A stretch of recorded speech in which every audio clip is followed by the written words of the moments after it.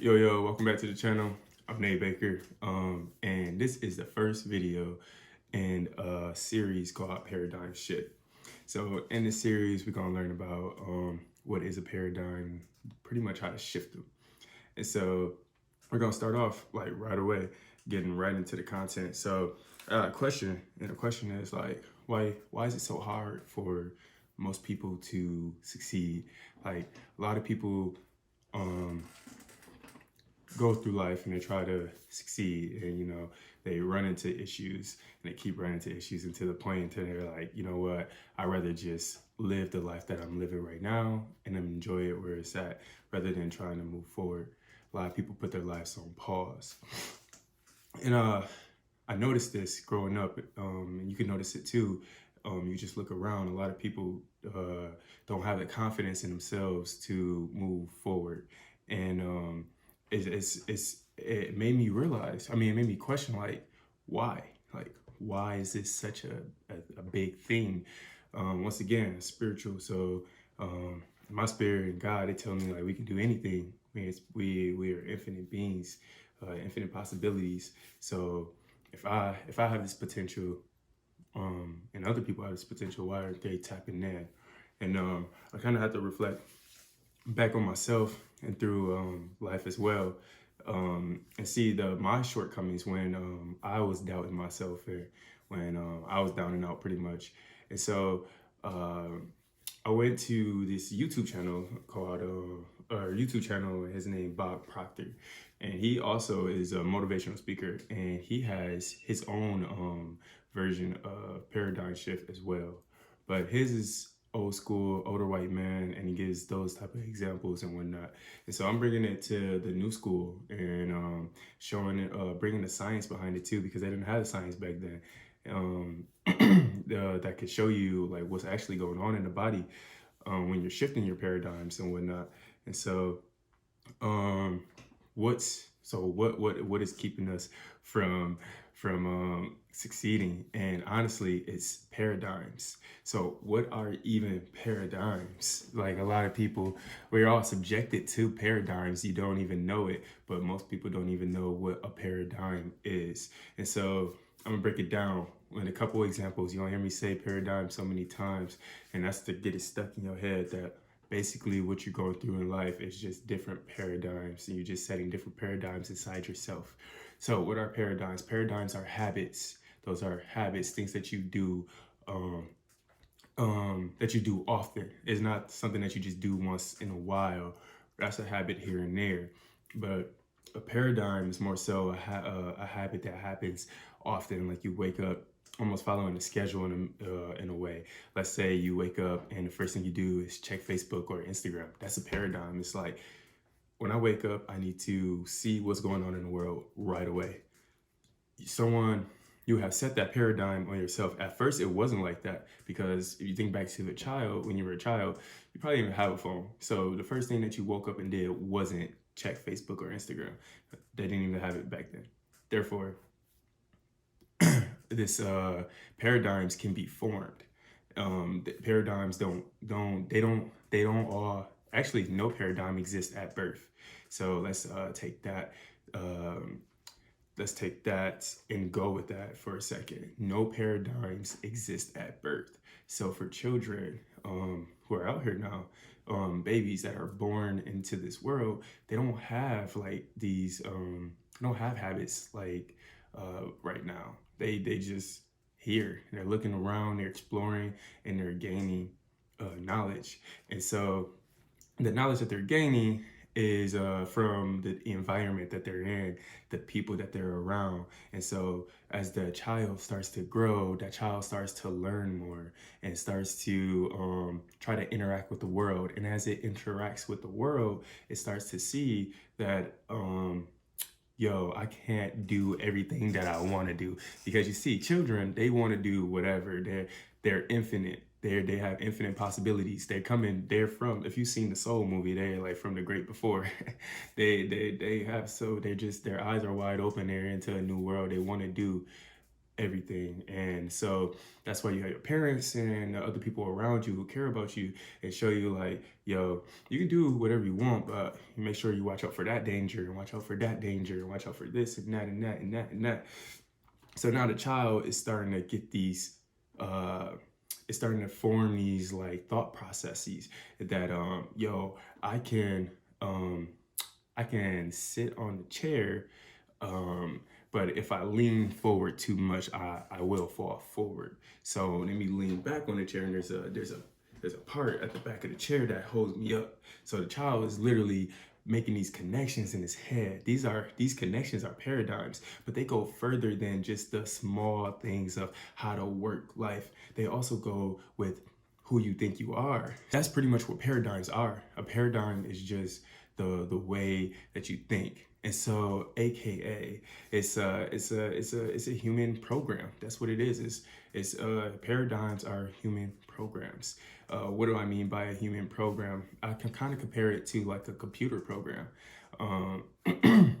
So basically, if you get a fresh new computer, it doesn't have any programs on it. I mean, it got the basic programs of how to start up the computer and maybe even a web browser, a text editor, but it doesn't have all the bells and whistles as a computer who's been running for like 3 years. Someone who just got their computer, just unboxed it, versus someone who had the computer for 3 years is totally different. And so you can take a child, let's say a fresh brain child that just got here, and then someone who's like 20, right? So that child, his brain is fresh. It's like, I know that I can do anything that I want to do. But then this 20-year-old is like, actually, I can't do anything I want to do because in life, people told me I couldn't do this, I couldn't do that, I couldn't do that. And so this 20-year-old has these programs. He has been programmed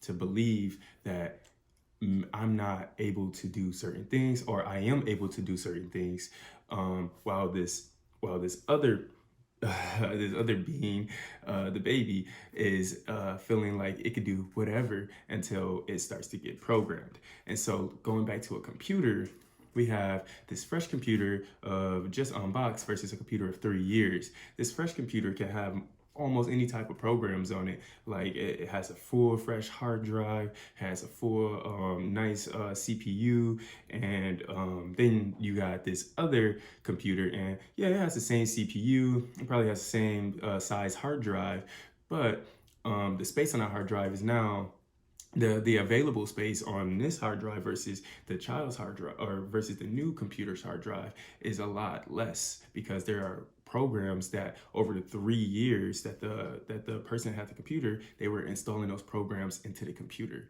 And so now this computer can do certain things, and it can do certain specific things, and it can't go outside those limits. And once it fills up its hard drive of all the storage, it really cannot do much until you go expand the hard drive, and then you can get more storage, and you can start saving more data and whatnot. So this fresh computer doesn't have any programs on it, so we can start programming it however we want. We can put Google Chrome on there, we can put Visual Studio Code on there, we can put all types of different programs onto our computer, and then let's say I build it up like that, right? I build up my computer like a programmer's computer. So this computer is now, when somebody open it, they can tell like, this computer is a programmer computer.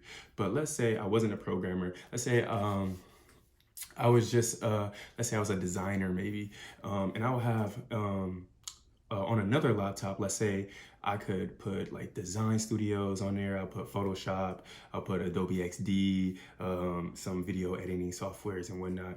And so you open that laptop up and you see all those different programs on there. And you're like, okay, this one is a designer. This program, or this computer, probably belongs to a designer because it has a whole bunch of programs that designers use, right? So let's take that same logic and bring it back to humans.